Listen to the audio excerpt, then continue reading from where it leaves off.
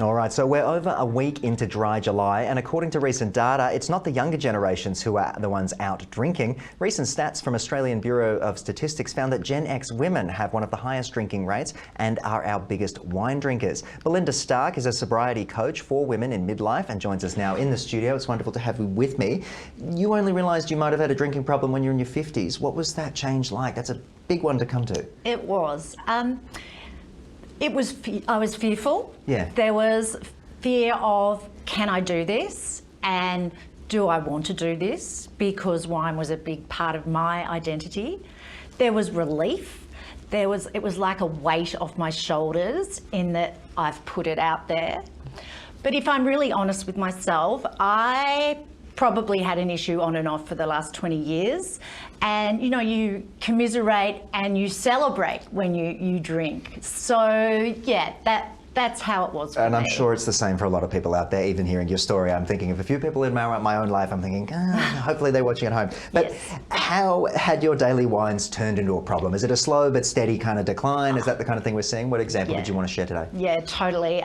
Look, it's so easy to fall into the alcohol trap. I was having 1 or 2 a night, which was turning into 3 or 4, which was finishing the bottle and then looking for the second. And I also, a red flag for me was with after school sports and things, I was trying to get other people to pick up my kids so that I could have my 5 p.m. drinking, because I prioritised that, and that was my drinking time, hell or high water. Isn't it funny how insidious it is when it starts to bleed into the rest of your life? I think that's a really important example you've just given us there. So how difficult was getting sober? And I guess for those people out there who might be sober curious, I think they're calling it these days. It is. Tell us a little bit more. Yeah. I was really scared I couldn't do it. I thought this is going to be so hard, so hard. However, 3 really big tips are immersion.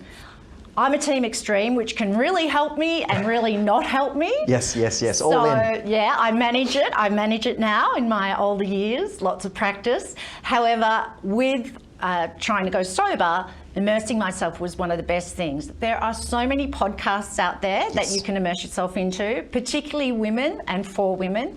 There's also heaps of books. So there's, it's known as Quit Lit, and there are some great books out there. There are funny ones with lady stories, you know, like the Bridget Jones story. And so yeah, there's some humour to it. There's also the health and well-being ones.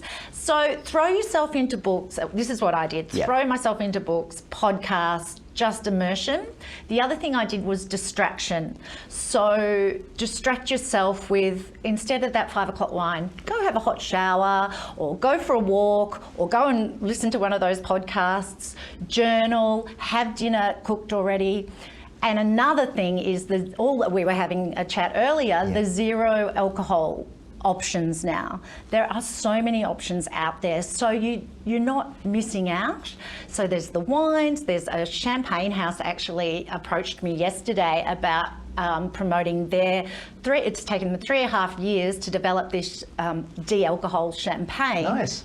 Absolutely beautiful. So there's 3 really big things that helped me and didn't make it as difficult as I thought it would be. Or as daunting a task. Exactly. I think there's a lot of things that people look at it as a mountain rather than a hill. But you now help other midlife women ditch the booze. Do many actually think they have a problem? The women that come to me for coaching, like I have a specific alcohol coaching program, or I have other programs that I can help them with other midlife challenges. However, generally in midlife, it's a huge thing for women, and there's no shame in it.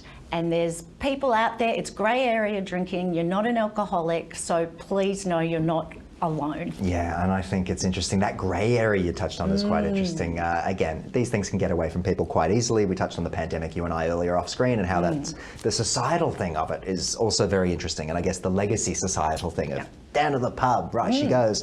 What's your advice to anyone out there who thinks they may have a problem? Where should they be looking for help? just give us a bit of a summary, I suppose, of where they can be going, Belinda.